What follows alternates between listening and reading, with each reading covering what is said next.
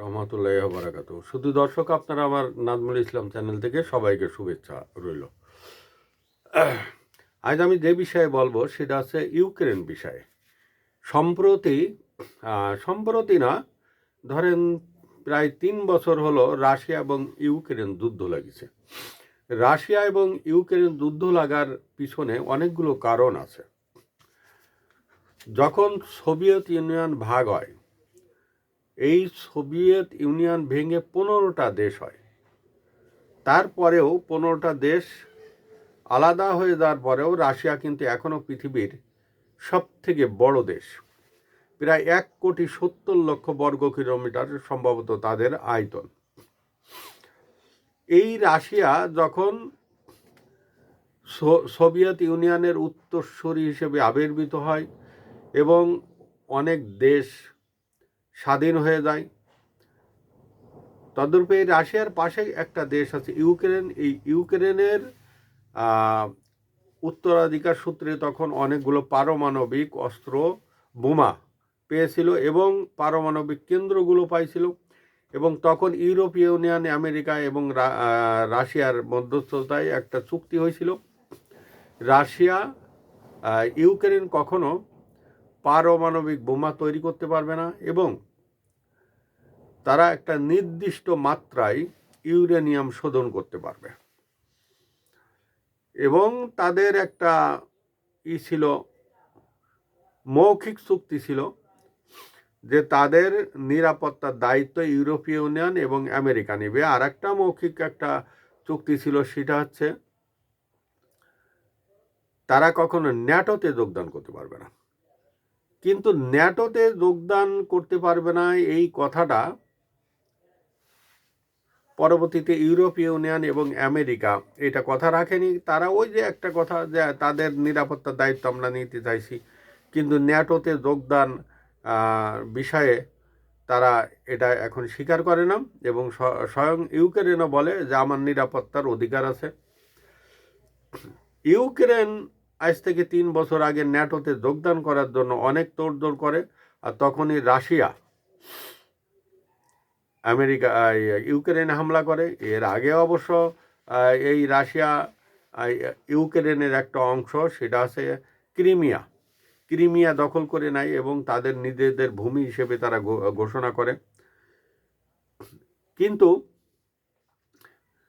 তারপরে তারা বিভিন্ন ধরনের ছলচাতুরি করে এই রাশিয়া যখন ইউক্রেনে হামলা করে, তারপরে ইউক্রেন কিন্তু কখনো বলেনি যে আমি ন্যাটোর সদস্য হব না। তারপরে তারা ন্যাটোতে যোগদান করার জন্য এখনো পর্যন্ত তারা চেষ্টা চালাচ্ছে।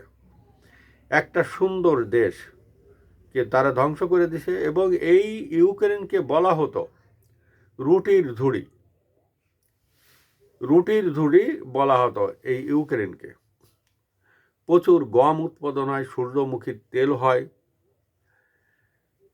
এবং ইউরোপের ভিতরে মোটামুটি তারা অনেক ধনী এবং ইউরোপের ভিতরে বড় দেশগুলোর ভিতরে একটা এই ইউক্রেন এখন একটা মৃত্যুপুরীতে পরিণত হয়েছে। ইউক্রেনকে বলা হয় বিধবা এবং এতিমদের দেশ। 1 কোটির উপরে লোক সেখানে নিহত হয়েছে। 2 কোটি লোক বিভিন্ন দেশে যেয়ে তারা আশ্রয় নিছে। আর অ্যাকুরেট নিহত হয়েছে 1,20,00,000। 1,20,00,000 লোক নিহত হয়েছে অ্যাকুরেট। 50 লক্ষ লোক এমনভাবে তারা আহত হয়েছে এবং তারা বিভিন্ন অসুখ বিসুখে ভুগছে। 50 লক্ষ লোক। তাহলে 2 কোটি লোক বিভিন্ন দেশে আশ্রয় নিছে, 1,20,00,000 লোক মারা গেছে। তাহলে 2,20,00,000, 3,20,00,000 এবং 50 লক্ষ লোক তারা গুরুতর আহত। প্রায় 4 কোটি লোক। সে দেশে সম্ভবত 6 কোটি লোক আছে।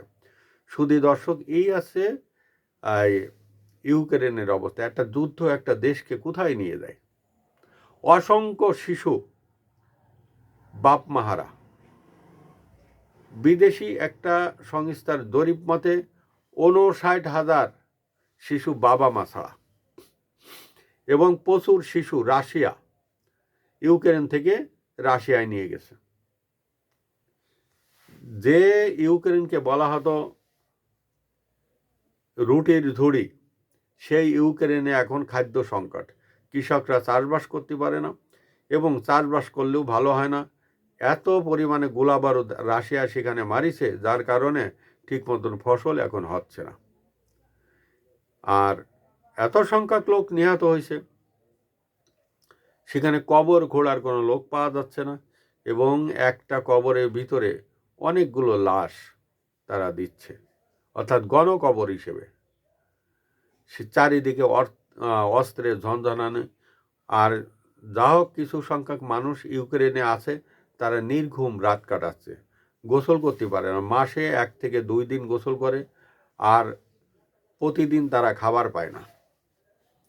কারণ তারা যে ব্যবসা বাণিজ্য করবে, তারা যে ফসল উৎপাদন করবে, সেই সুযোগ তারা এখন মানে সীমিত হয়ে আসছে আস্তে আস্তে। তাদের পৃথিবী এখন ছোট হয়ে আসছে। এবং রাশিয়া 60,000-এর উপরে শিশু এই রাশিয়া ইউক্রেন থেকে নিয়ে গেছে। এই শিশুগুলোকে নিয়ে গেছে এই ইউরোপীয় ইউনিয়ন এবং আমেরিকা, এটা নিয়ে তারা প্রতিবাদ করেছিল, অনেক কথা বলেছিল, কিন্তু কে কার কথা শুনে? রাশিয়া এবং আমেরিকা এমন দুটো দেশ, তারা যেটা বলে, তারা যেটা করে, সেইটাই আইন। আর এইসব ছোট ছোট দেশের কোনো আইন নেই। তাদের মানবাধিকার একমাত্র শুধু রাশিয়া, ইউরোপীয় ইউনিয়ন এবং আপনার আমেরিকায়। হ্যাঁ, আর আমাদের দেশগুলোতে যতই মানবাধিকার যাই হোক না কেন, আমাদের দেশের শাসকরা তারা কি করবে? ব্যবসা বাণিজ্য ঠিক রাখার জন্য তারা ওই শাসকদের তালে তাল মিলাবে। এবং রাশিয়ার অনেক লোক আছে, স্বামী স্ত্রী আছে, দাম্পত্য জীবনে তারা সন্তান ধারণে অক্ষম। গোলাবারুদের তেজস্ক্রিয়তা এবং যুদ্ধ ফেরত অনেক লোক আছে যারা সন্তান ধারণে অক্ষম। তাই রাশিয়াকে এখন বিধবা এবং এতিমদের দেশ বলা হয়। আসসালামু আলাইকুম ওয়া রাহমাতুল্লাহি ওয়া বারাকাতুহু।